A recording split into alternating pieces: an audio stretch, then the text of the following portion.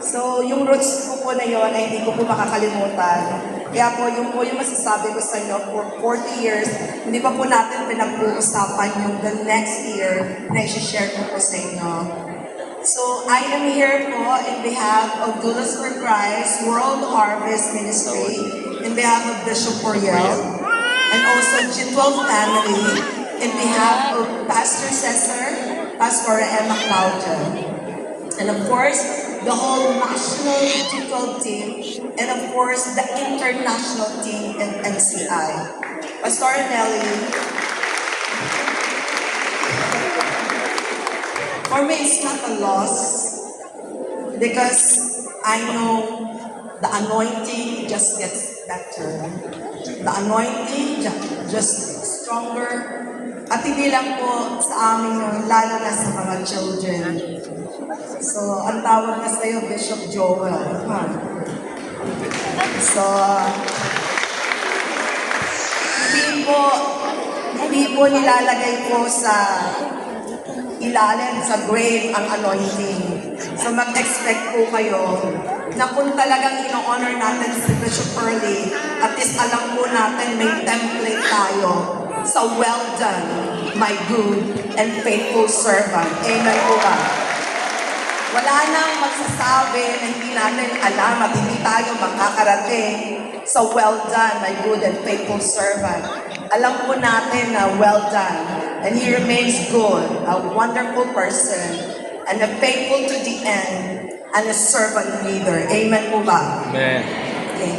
So there are two things po na I would summarize it na personally kung paano ko po siya kilala. Okay? Number one is one thing, and number two is common thing. In Psalms 27 verse 4, one thing I ask of the Lord, and this is what I say, that I may dwell in the house of the Lord all the days of my life, to gaze upon the beauty of the Lord and to seek Him in His temple. Mapapansin nyo lahat ng kanta niya, napapansin nyo doon sa mga message niya. Mapapansin nyo with all the affection, with all the passion, kung ano yung mga deliverables niya. Makikita nyo, andun yung one thing na yun. Because of his relationship with God. Because of his established knowing God. Because of how he know God in spirit and in truth.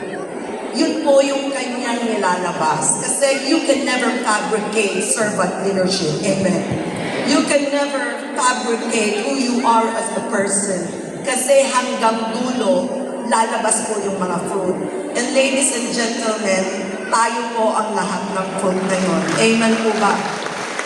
Ang gusto ko lang po sabihin, hindi masasayang dapat ang lahat ng nakita natin na role modeling.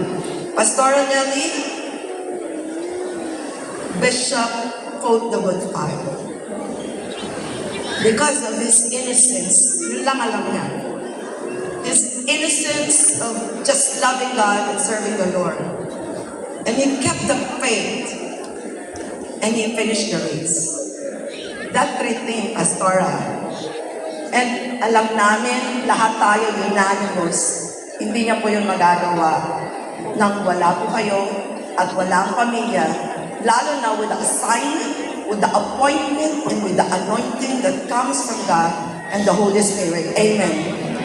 And number 3, 27 seconds na lang po, kaya kailangan pastor na po tayo.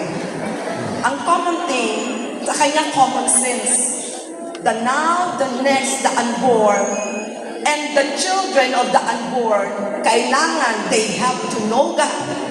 They need to listen to God, and they need to serve God. Yan po yung common sa kanya, hindi po struggle at hindi po yung argument.